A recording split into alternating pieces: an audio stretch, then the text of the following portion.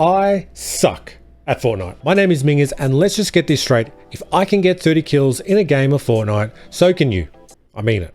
I really mean it. There's just a couple of things in this video that I'm going to talk about that literally anyone can implement to their game. Anyone can do it. I'll talk you right through them. And doing these things can drastically increase the amount of kills that you can get in a game of Fortnite zero builds, because building is for tryhards. One of these things is luck. So sometimes you'll land in a lobby full of sweats. Sometimes you won't find any good loot, and it just won't be your night. So don't get discouraged. This happens to everyone. Just keep it going. So I've played Fortnite as of January 2023 this year. So it's only been a couple months. It's been a ton of fun, and the place that we landed from day one, my friends introduced it to me, is Slappy Shores. And despite all the AI that's there now, just shooting at you for no reason, it's still a fun place to drop. Consistently landing in the same area will give you an advantage in the long term. First, you'll learn where the loot generally spawns and be able to go there quicker than anyone else. You'll also be accustomed to how to navigate the area a bit better in fights. So the idea is we fight whoever lands with us, clear the area off, get as much loot as you can, and start moving around the map. You have to remember that the idea here is not to avoid any conflict. I don't like to run away from fighting situations, and this is because every engagement you get into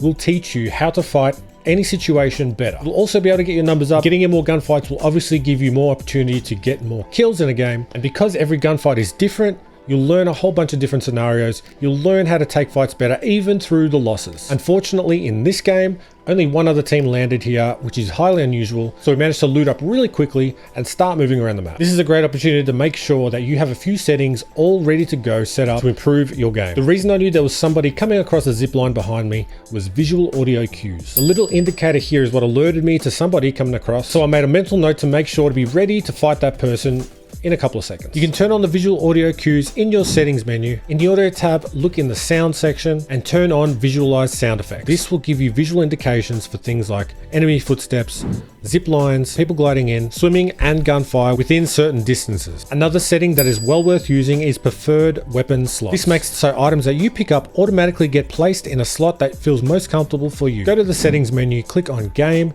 and in the combat section, click on preferred weapon slots. Turn it on, have a play with it. It'll save you a lot of mucking around in game. For me, I'm very set in my ways, and I love having the mobility item in the middle, a shotgun to the right, an SMG further to the right, and my AR to the left.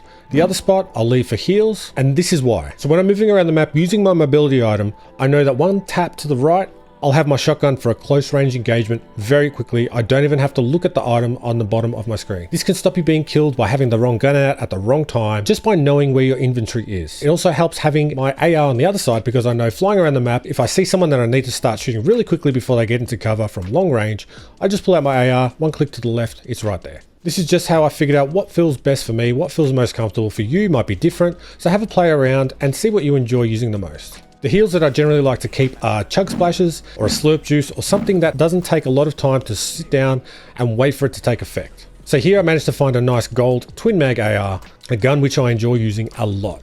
You can cause a lot of havoc from long range, you can open up fights, getting an early knock, and it also works really well in medium range. So I've run off from my team, and I generally do this a lot.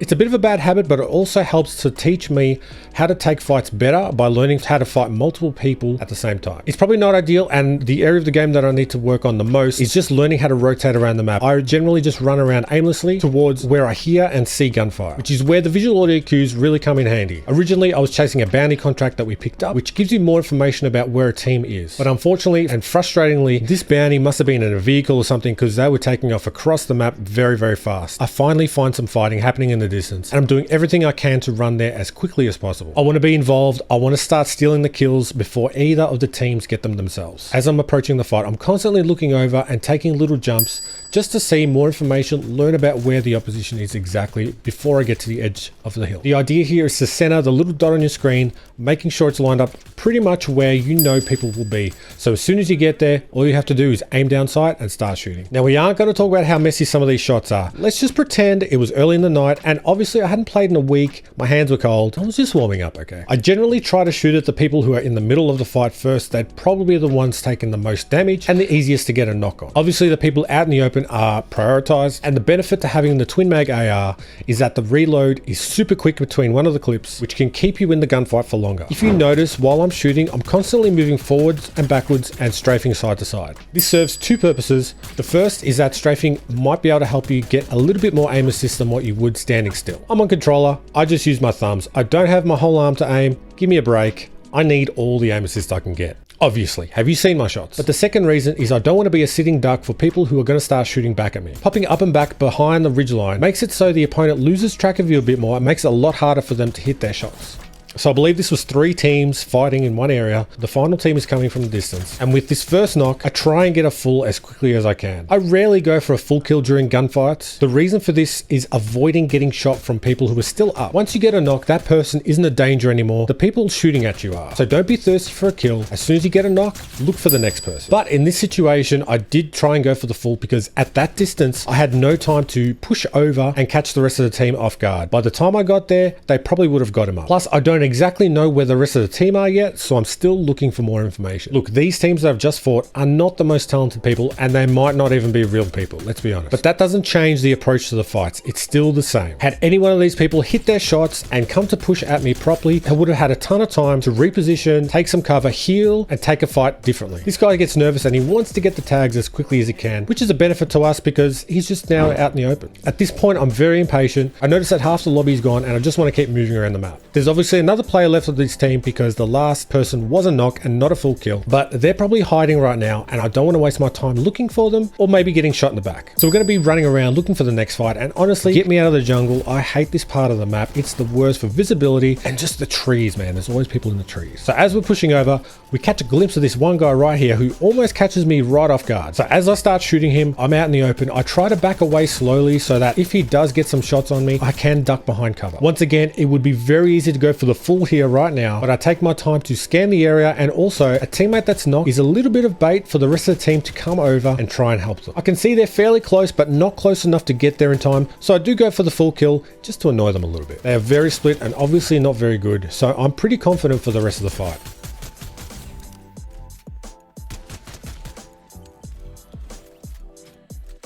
Don't shoot at me.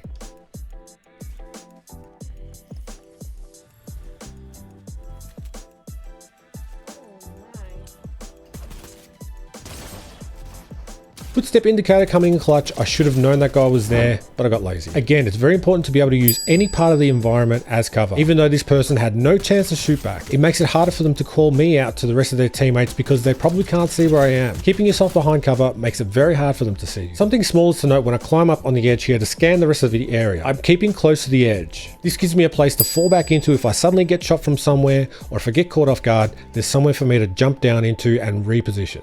Luckily, I caught on to another third-party situation. Obviously, when you're roaming around your own, it's much easier to shoot at people who aren't shooting at you.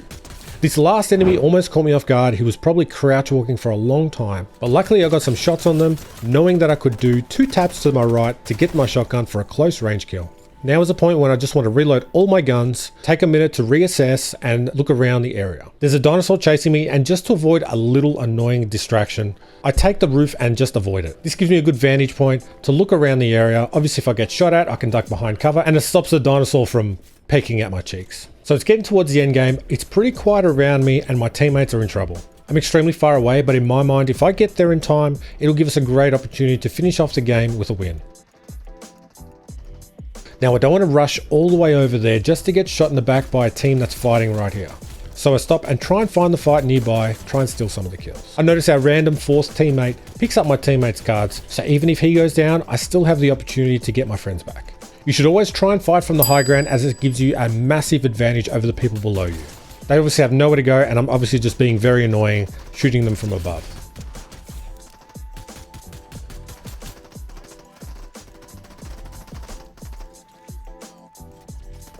Now, unfortunately, my whole team is dead, but there's plenty of time to get them back. This person snuck up behind me, and like I mentioned earlier, 2 clicks right and I know that I've got my shotgun in hand for a close range fight. Up close, I tend to jump and time my shotgun shots with my jump.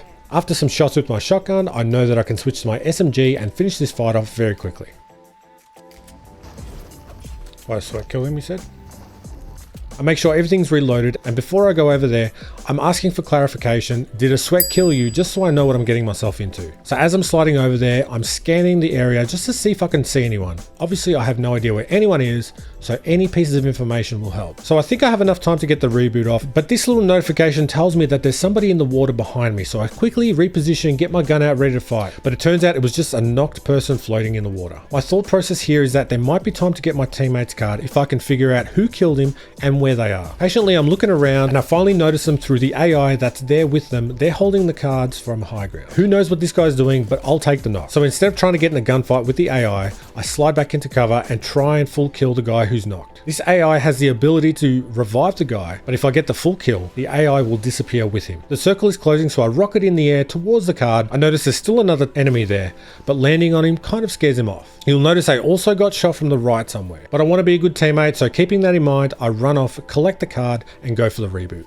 The important thing to remember when you're trying to reboot your teammates is not being hyper focused on that task. You have to still be aware of your surroundings. After shooting this guy, I take a moment to have a look and see who they were shooting at. It might have been the guy who just rocketed away. My rocket ram's recharged and I can make the res. Even if I take a little bit of storm damage or if someone starts shooting at me, I've got the rocket ready to get out of there. One eternity later.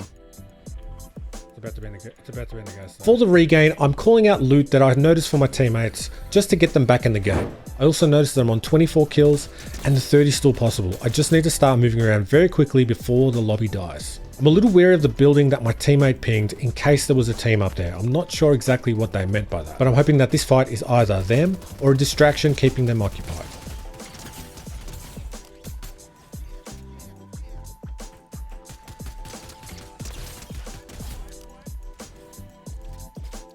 This here is a bit of a silly play, pushing over, outnumbered, but I just don't want to let that kill get away. We have the zone pool and I know that my teammates are closer to be able to help me if I need to, even if they might not have the best loot and just still on the regain right now.